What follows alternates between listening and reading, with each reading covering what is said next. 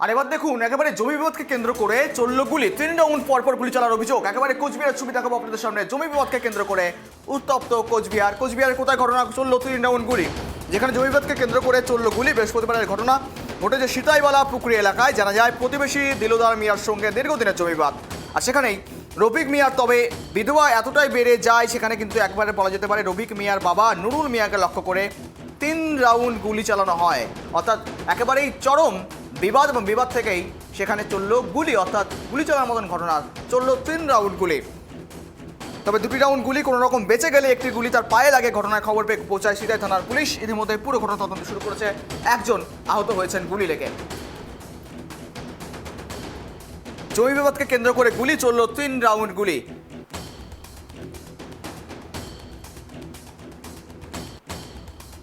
ঘটনা ফের শিরোনামে সিতাই থানার অন্তর্গত। দেখুন এই ছবি, যেখানে কিন্তু ঘটনার থানায় পৌঁছেছে থানার পুলিশ এবং সেখানে তদন্ত শুরু করেছে। জমি বিবাদকে কেন্দ্র করে গুলিয়ে বৃহস্পতিবার এমনই ঘটনা ঘটেছে সীতাইবালা পুকুরি এলাকায়। জানা যায় দুই প্রতিবেশীর মধ্যে কিন্তু এই বিবাদ, আর জানিয়ে একেবারে এই হাতাহাতি মারামারি থেকে চললো একেবারে শেষ পর্যন্ত গুলি, আর যার জন্য এখনো পর্যন্ত একজন আহত হয়েছেন।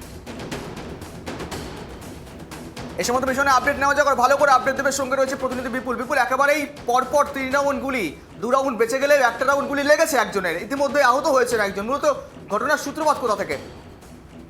হ্যাঁ, একদমই গৌরব। দেখো, তোমাকে জানিয়ে রাখবো, জমি বিবাদ, এই জমি বিবাদকে কেন্দ্র করেই কিন্তু এই গুলিকাণ্ড ঘটেছে। ঘটনাটি ঘটেছে কিন্তু কোচবিহার সিতাইয়ের বালাপুকুরি এলাকায়।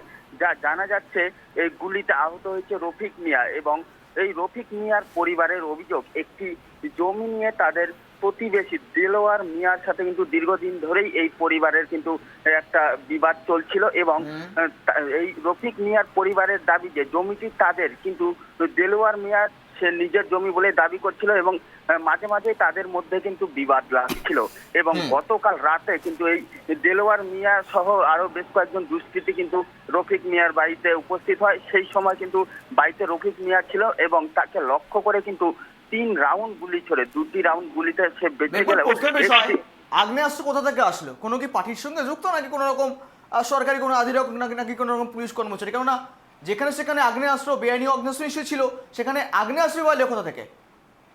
হ্যাঁ, একদমই। দেখো গৌরব, বিষয়টাকে কিন্তু তদন্ত করছে কোচবিহার জেলা পুলিশ। যা জানা যাচ্ছে, দেখো, এই যে দেলোয়ার হোসেন আছে, যে দেলোয়ার মিয়া রয়েছে যিনি গুলি করেছেন, সে কিন্তু এখনো পর্যন্ত কোনো রাজনৈতিক দলের সঙ্গে যুক্ত কিনা সে বিষয়ে বিস্তারিত তথ্য পাওয়া যায়নি। তবে তোমাকে জানিয়ে রাখবো, গতকাল রাতে হঠাৎই কিন্তু এই দেলোয়ার মিয়া সহ বেশ কয়েকজন দুষ্কৃতী এই রফিক মিয়ার বাড়িতে উপস্থিত হয় এবং তাকে গুলি করে, এবং তার একটি গুলি তার পায়ে লাগে। তৎক্ষণাৎ কিন্তু স্থানীয় বাসিন্দা ও পরিবারের সদস্যরা তাকে উদ্ধার করে প্রথমে দিনহাটা মহকুমা হাসপাতালে নিয়ে যায়, এবং সেখান থেকে স্থানান্তরিত করা হয় কোচবিহারের একটি বেসরকারি নার্সিং হোমে। তিনি কিন্তু বর্তমানে সেখানে চিকিৎসাধীন রয়েছেন। ধন্যবাদ তোমাকে বিপুল সঙ্গে থাকার জন্য।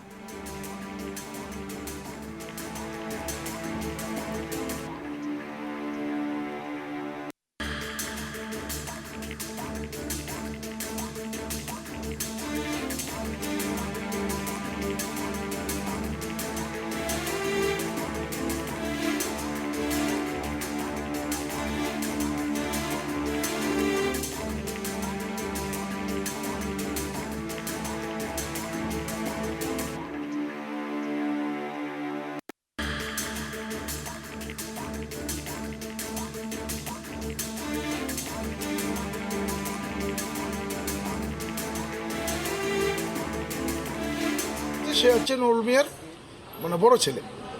উনি গিদার থেকে এসে বাড়িতে বসে থানা হচ্ছিলেন। এই অবস্থা হঠাৎ করে বাড়িতে ঢুকে 3 রাউন্ড গুলি চালায়। 3 রাউন্ড গুলি চালার মধ্যে 1 রাউন্ড গুলি পায়ে লেগে যায়, আর চট করে ও শুয়ে পড়ছে। তারপর বাকি 2 রাউন্ড গুলি উপরে চলে যায়। কারা করলো এটা? কারা করলো? তার বিপদ পার্টি হচ্ছে দিলবার মিয়া, আবু মিয়া, আরেফ মিয়া, আফজাল মিয়া,